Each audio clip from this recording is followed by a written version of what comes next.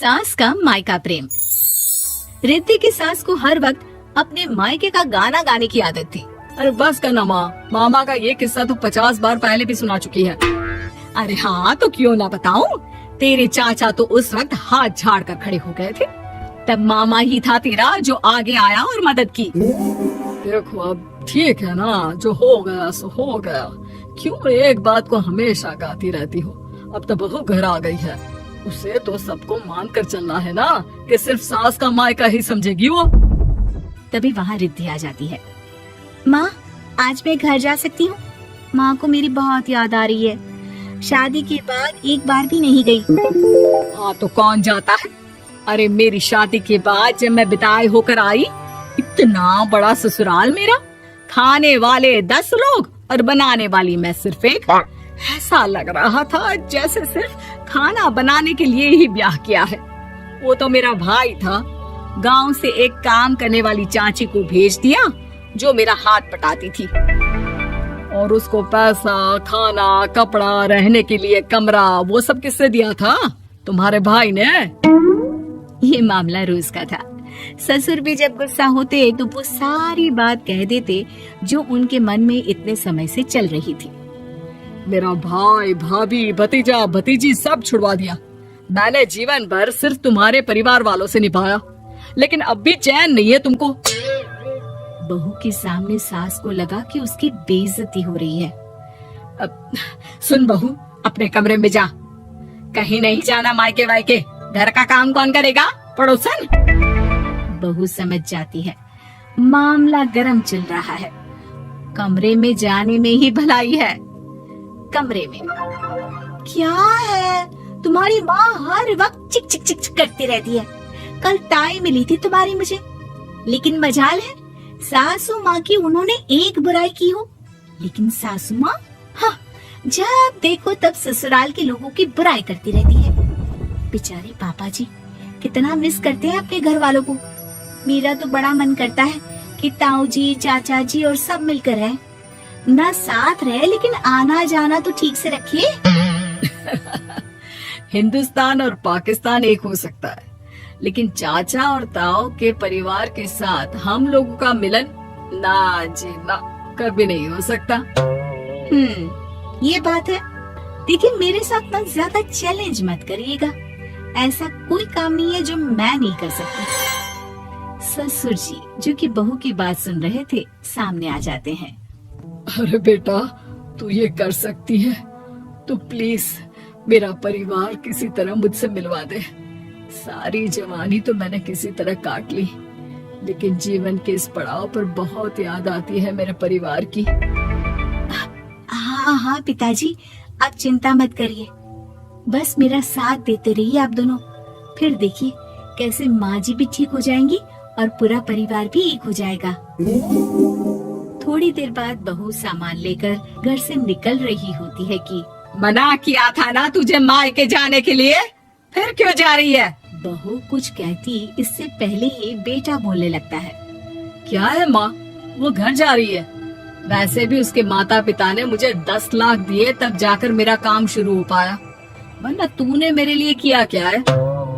अरे वाह बेटा, बचपन से पढ़ाया लिखाया, तेरे दुख दर्द में जगी, और आज वो लोग तुझे सही लग रहे हैं? और फिर ससुराल में लड़की खुश रहे, ये तो मायके वालों की जीवन भर की जिम्मेदारी रहती है। तो ये तुमको भी तो सोचना था ना। ताऊ जी ने पापा को पढ़ाया लिखाया, जब तुम नहीं आई थी तो पापा के लिए ताई जी ने पापा की माँ की तरह देखभाल की। अब बोलिए।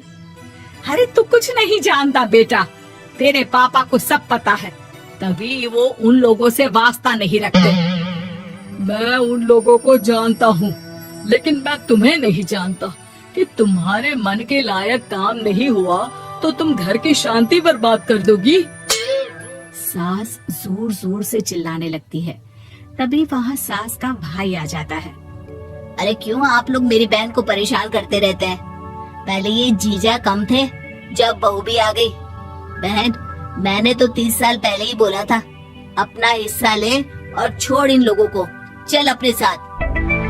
बहू समझ जाती है कि मामा ससुर की नजर किस पर है देखा, तुम लोग मुझे अकेला मत समझना, मेरा भाई खड़ा है आज भी मेरे लिए।